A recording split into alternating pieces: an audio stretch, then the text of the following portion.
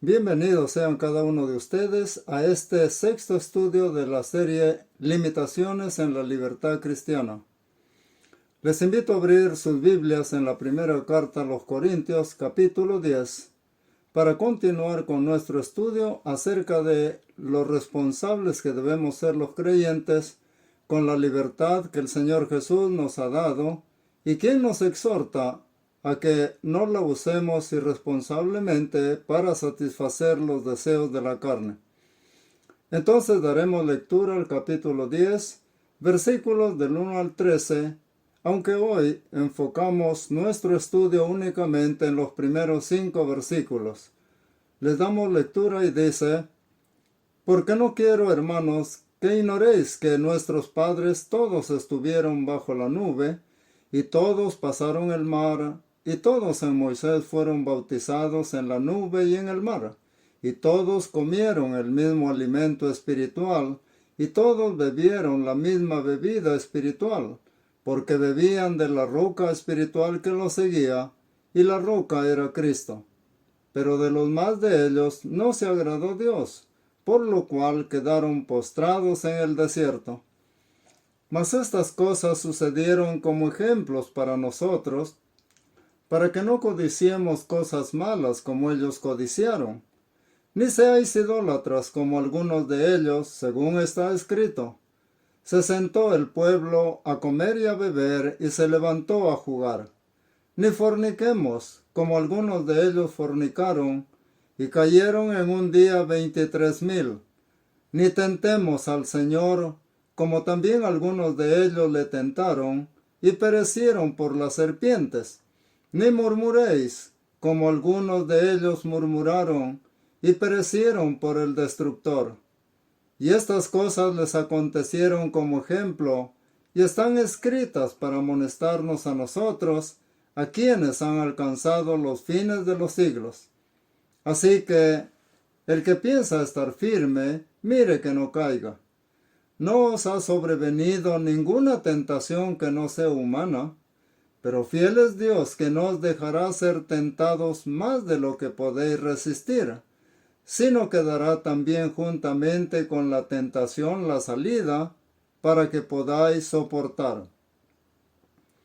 El pasaje clave de lo que vamos a estudiar es lo que dice el versículo 12. Justamente sobre eso va a girar todo lo que el apóstol Pablo ha venido diciendo desde el capítulo 8 hasta el capítulo 10. Entonces, ¿qué dice ese pasaje? Así que el que piensa estar firme, mire que no caiga. Es responsabilidad de cada creyente cuidar de cómo se conduce, cómo se comporta como hijo de Dios.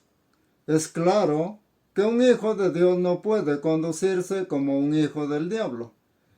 Tengamos en mente que es un gran privilegio ser un hijo de Dios, y eso también conlleva una gran responsabilidad.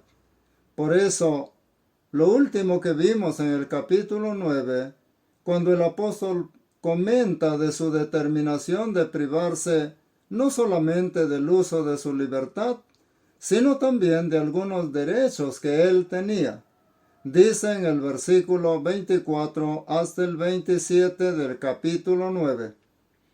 ¿No sabéis que los que corren en el estadio, todos a la verdad corren, pero uno solo se lleva el premio?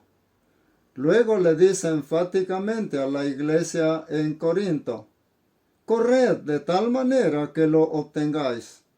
Entonces, cada creyente, especialmente aquellos que se creían muy maduros en la fe y que pensaban que podían formar parte de actividades mundanas sin correr peligros, y que por dentro se decían: soy tan fuerte y maduro, conozco tanto, sé que un ídolo nada es en el mundo. Cada uno de aquellos creyentes debían tener en cuenta lo que dice el versículo 12 del capítulo 10. Así que el que piensa estar firme, ¿qué cosa debía hacer? Dice: mire que no caiga. Y allí la palabra mire, del verbo mirar, lo que indica es, cuídate de no caer. Tienes que estar alerta, tienes que estar atento de tal forma que lo que hagas no te conduzca a la tentación, la cual no puedes resistir y termines pecando. ¿Y qué dice a continuación? Todo aquel que lucha, de todo se abstiene. Ellos a la verdad para recibir una corona corruptible, pero nosotros una incorruptible. Si, por ejemplo, un futbolista quiere estar en su debida forma física para rendir al máximo, tiene que dejar de trasnochar y dormir lo suficiente. Tiene que llevar una dieta saludable y dejar de comer cosas que destabilicen su organismo. Tiene que disciplinarse a sí mismo. En otras palabras, aunque él no sepa de esto, pero tiene que luchar contra los deseos de su carne y privarse de malas noches, de borracheras, de fornicaciones, para poder estar físicamente en forma y rendir de una manera excelente en su deporte. Es por ello que el apóstol Pablo dice, primeramente, que si un atleta va a correr, ¿de qué manera sale a correr? Sale con la mentalidad de ganar, y eso es lo que cada cristiano debe entender. Estamos en una carrera cristiana, una carrera espiritual. Entendamos que desde el momento que nos hemos convertido al Señor, nos hemos entregado totalmente a Dios. No estamos aquí para jugar a ser hijos de Dios. Somos hijos de Dios y por lo tanto, ¿cómo debe ser nuestro comportamiento? Eso lo encontramos en todo el Nuevo Testamento y especialmente el apóstol Pablo dice, mírenme, soy tan humano como ustedes. Me he convertido al Señor igual que ustedes. Tengo el mismo espíritu que ustedes. Entonces, ¿de qué manera corro? Y eso justamente lo menciona al final del capítulo 9 en el versículo 26. Así que yo de esta manera corro, no como a la aventura. De esta manera peleo, no como quien golpea el aire. Vemos entonces que él está corriendo de verdad. Él está luchando de verdad. Por eso luego termina diciendo, sino que golpeo mi cuerpo y lo pongo en servidumbre. Hermano, hermana, ¿recuerda usted esa verdad bíblica que dice, el deseo de la carne es contra el espíritu?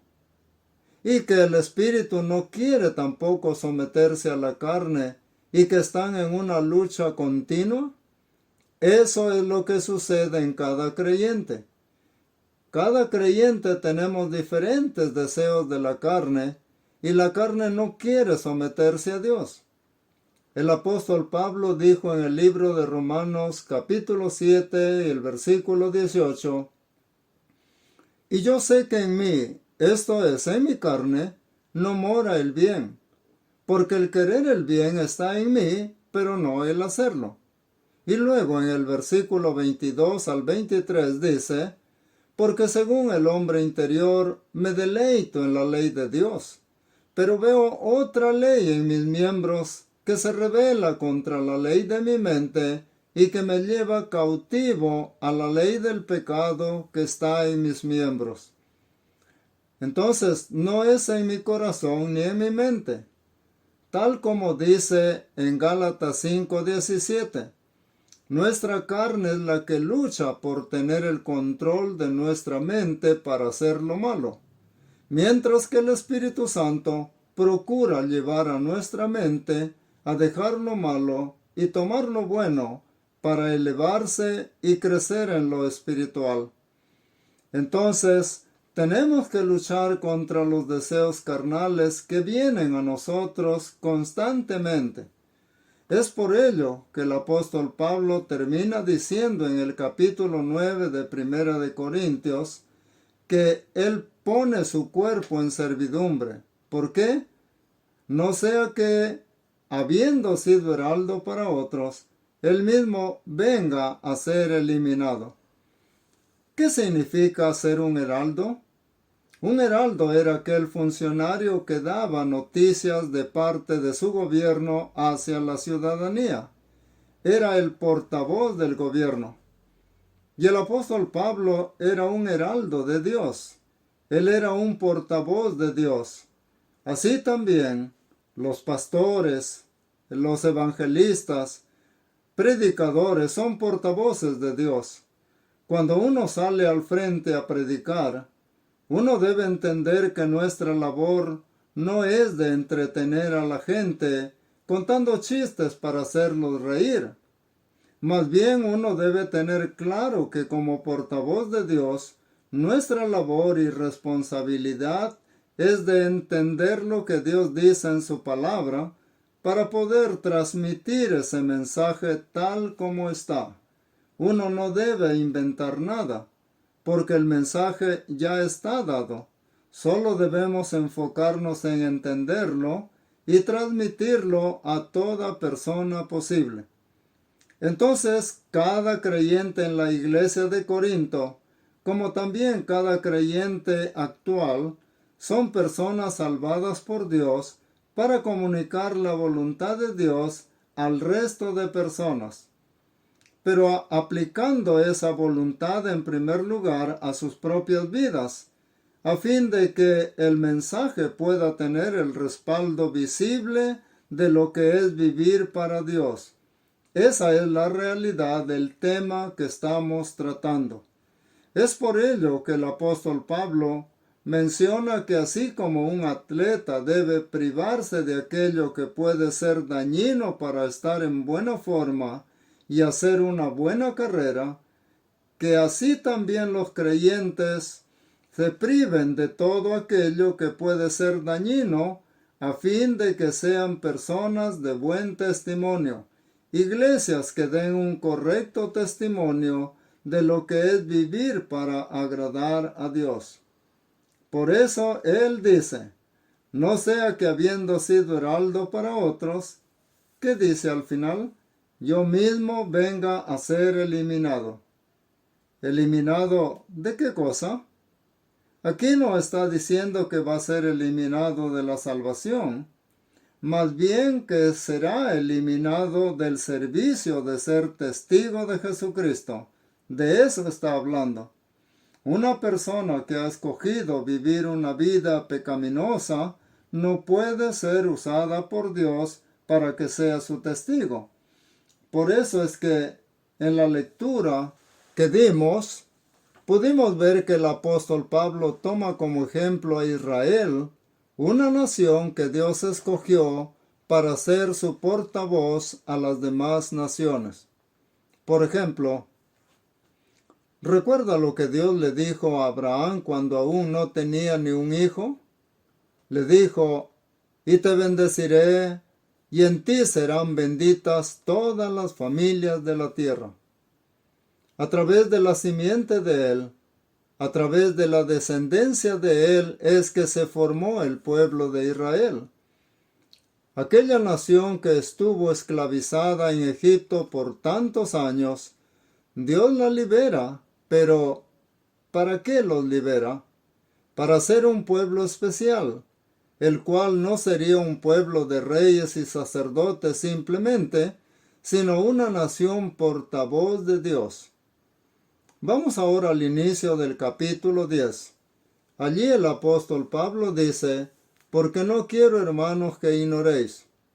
Pongámosle atención a esa expresión. La voluntad de Dios es que no seamos ignorantes de su voluntad. Él quiere que entendamos, que conozcamos su voluntad. Entonces él dice, porque no quiero, hermanos, que ignoréis que nuestros padres todos estuvieron bajo la nube y todos pasaron el mar. Y sigue mencionando las experiencias del pueblo de Israel. Él inicia este pasaje con esa historia del pueblo de Israel, la cual vimos con mayor detalle en los estudios que tuvimos sobre la vida de Moisés. Una de las cosas que vimos fue que ellos salieron en libertad de Egipto rumbo a la tierra que Dios les había ofrecido, donde los establecería como nación y donde Él tendría un santuario, donde todas las naciones pudiesen ir a adorar a Jehová.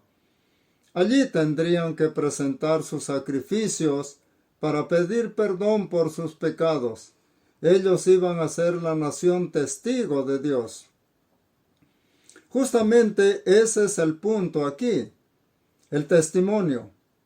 Así también nuestro Señor Jesucristo nos dice que nosotros los creyentes, las iglesias de Él, hemos sido llamados para dar testimonio, ¿verdad? El libro de Juan capítulo 13, 14, 15 y 16 nos hablan de cómo el Señor enseña que vendrá el Espíritu Santo y entonces vosotros daréis testimonio de mí, dijo el Señor.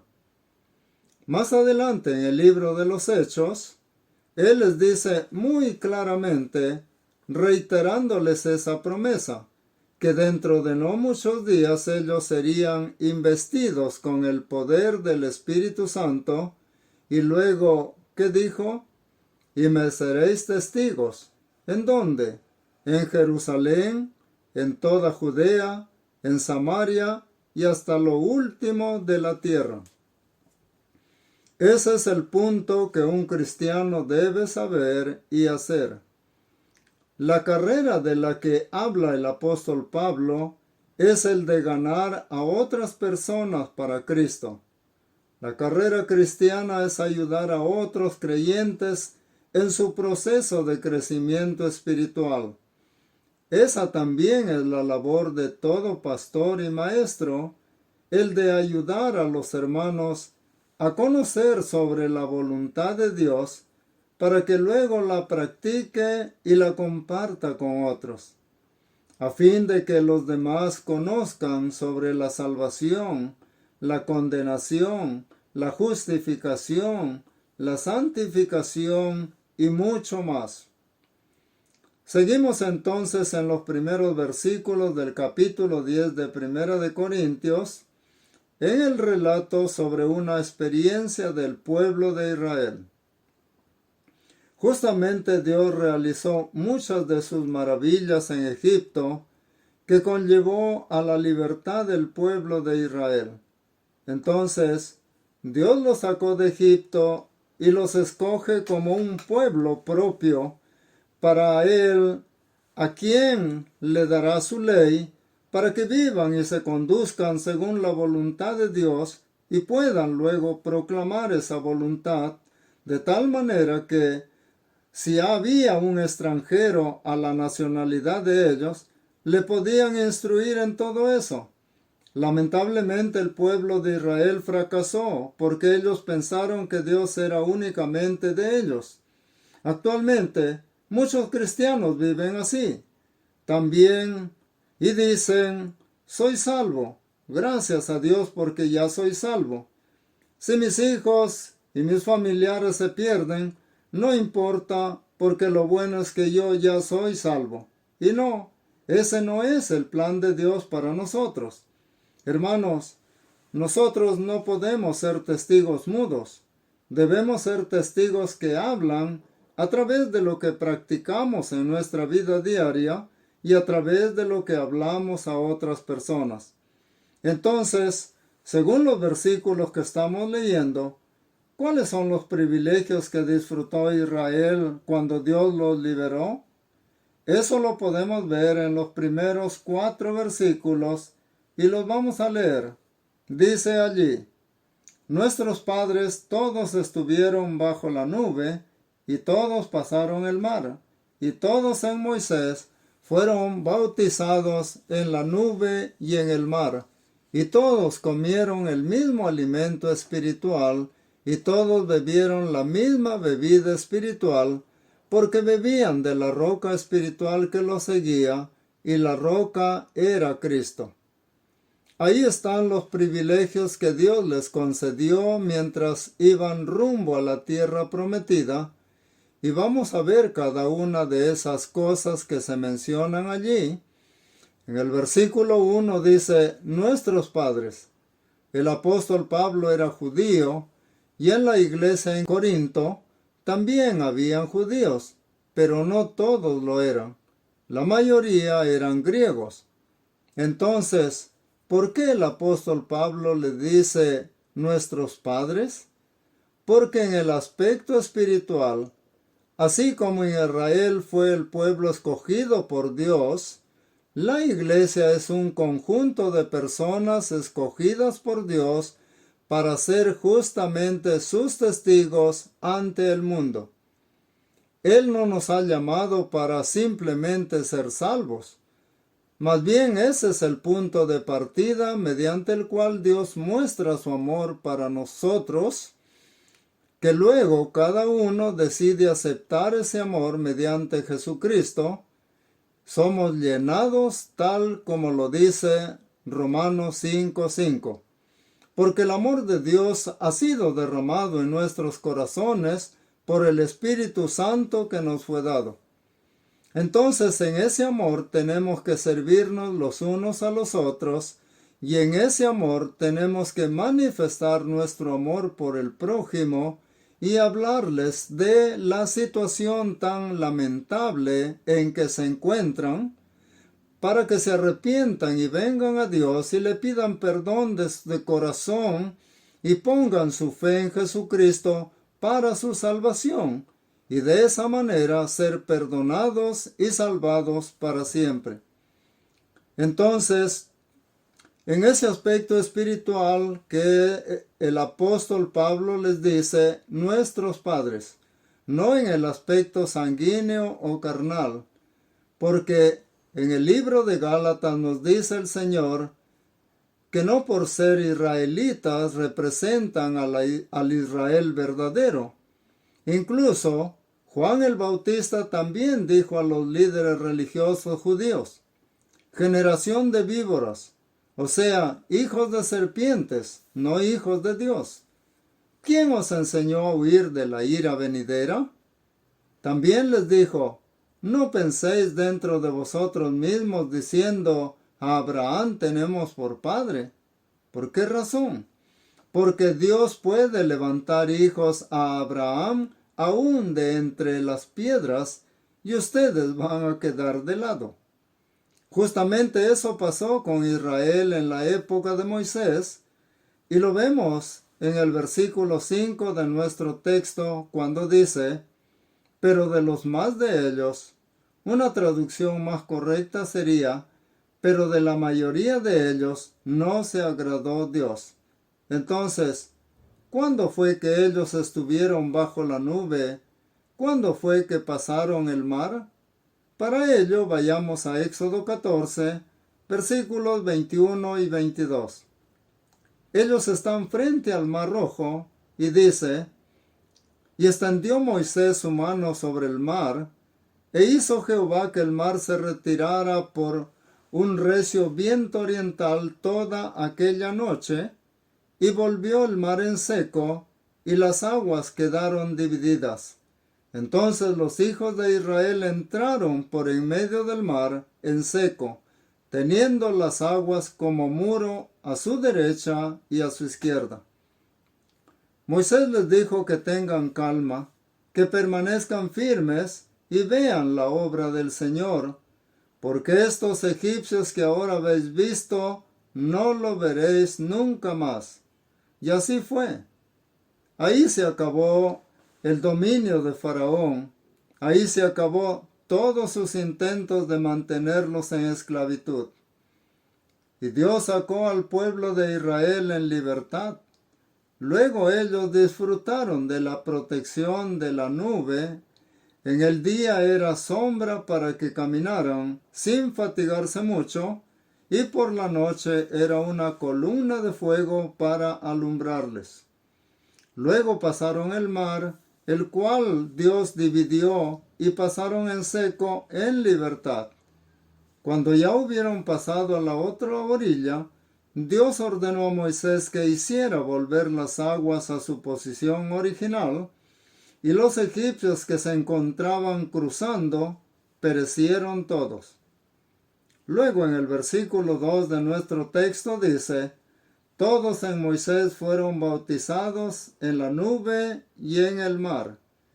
Y bueno, ¿cómo entendemos el bautismo acá? Cuando hablamos de bautismo, ¿qué es lo que viene a nuestra mente? El bautismo en agua, ¿verdad? Donde somos sumergidos, lo cual representa la muerte, sepultura y resurrección de Cristo. Pero, ¿realmente qué es el bautismo? ¿Es simplemente sumergir a una persona en agua? ¿Qué significa bautismo? Hermanos, el bautismo en el fondo se debe entender como identificación. Estamos plenamente identificados con Cristo en su muerte, sepultura y resurrección. Representa el estado del corazón del que se arrepiente, dispuesto a morir cada día al pecado. Mi viejo hombre está sepultado, soy resucitado a vivir una nueva vida en Cristo en el poder de su Santo Espíritu. Pero, ¿cuándo fue que el pueblo de Israel fue bautizado en Moisés, en la nube y en el mar? No se trata del bautismo en agua, porque algunos dicen que pasaron el mar nadando y por eso al sumergirse se bautizaron. No, no fue así. Otros dicen que la nube hizo llover sobre ellos y esto los bautizó, y tampoco fue así, porque esa nube era de la presencia de Dios, de la gloria de Dios, la cual se hacía fuego en la noche. Así que no podía ser una nube común como las que conocemos. Así que ni lo uno ni lo otro. Para ello veamos lo que dice al final del capítulo 14 de Éxodo, en el versículo 30, y dice, así salvó Jehová aquel día a Israel de mano de los egipcios, e Israel vio a los egipcios muertos a la orilla del mar. Ponga ahora atención al versículo 31.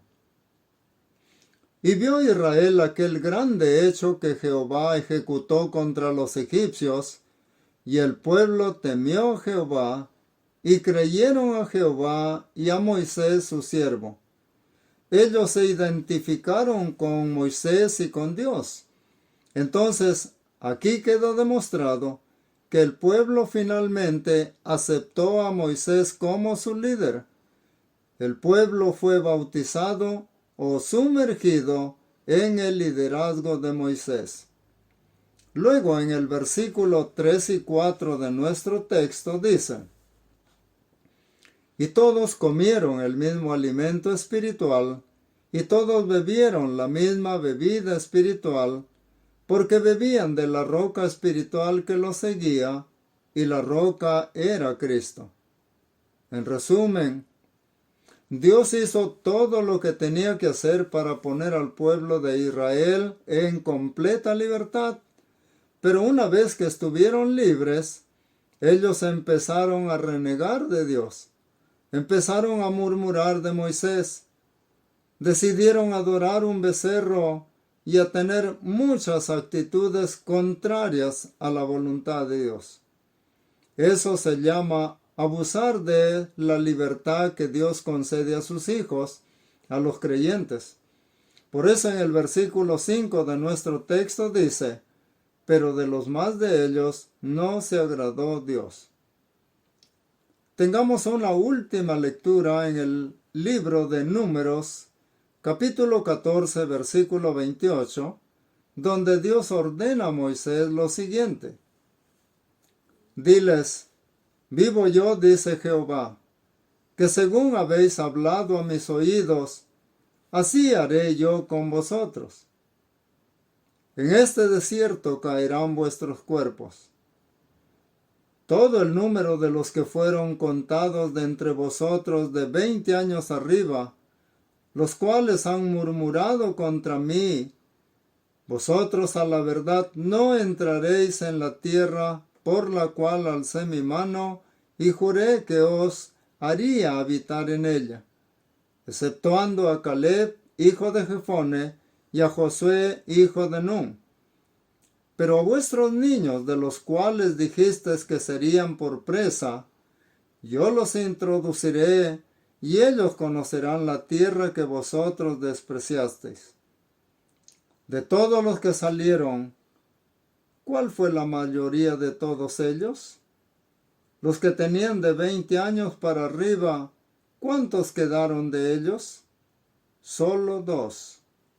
Eso fue lo trágico y vergonzoso. Pensemos, ¿cuántos están perseverando en cada iglesia? También es trágico ver que Dios solo puede usar a algunos para su obra, porque la mayoría quiere vivir sin sujetarse a la voluntad de Dios. Hermano, hermana, ¿cómo estás en tu condición con Dios? ¿Eres un hijo de Dios? ¿Eres una hija de Dios? ¿Cuál es el testimonio que estás dando de que Dios realmente es tu Padre? ¿Cuál es el testimonio que estamos dando de que Dios realmente nos ha salvado y que somos nuevas criaturas? Medítelo y considérelo. No debemos vivir de forma irresponsable.